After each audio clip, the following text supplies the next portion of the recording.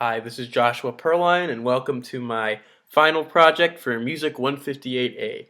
For my final project, I decided to expand upon my midterm project, which was my guitar synthesizer built-in Max MSP. Now, for the basics, it's still the same kind of project. It's a guitar that you can play. You press key on your keyboard for the name of your chord. You press caps lock to raise the chord half a step. You can hold shift to play a minor chord. But now, instead of simply waving the mouse and then pressing a key to get a full strummed chord, you can strum the individual strings of the guitar by clicking down and holding on the mouse and strumming over each string seen here.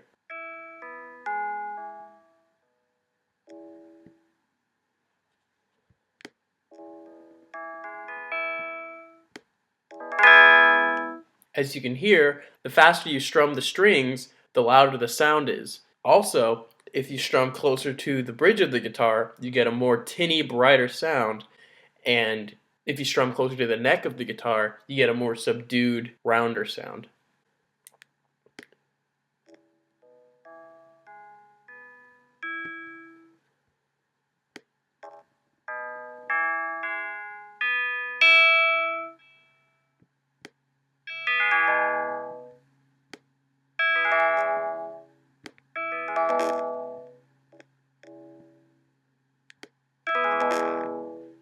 I also made an interface to where you can see the name of the chord in its entirety.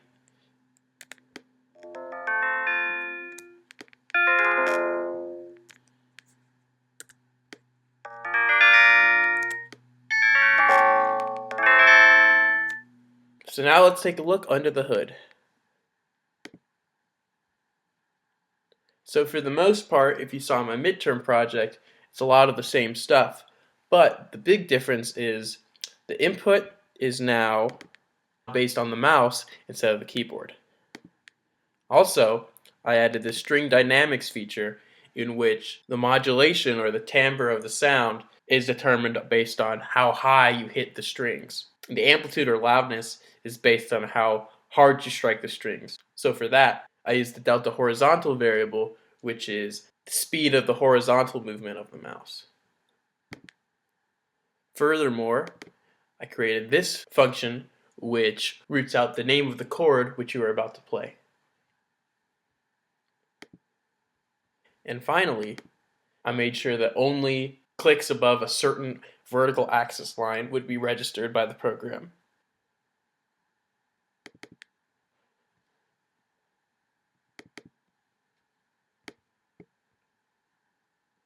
And for each string, the FM synth would only be activated if the clicked region falls between two X parameters, which I had to figure out by kind of clicking on the strings and seeing what data I got. And there are two different X parameters for each string. So this is a sixth string, which is the low E. And if I go to the high E, which is the first string, you can see that the X parameters are much higher because they're closer to the middle of the max screen.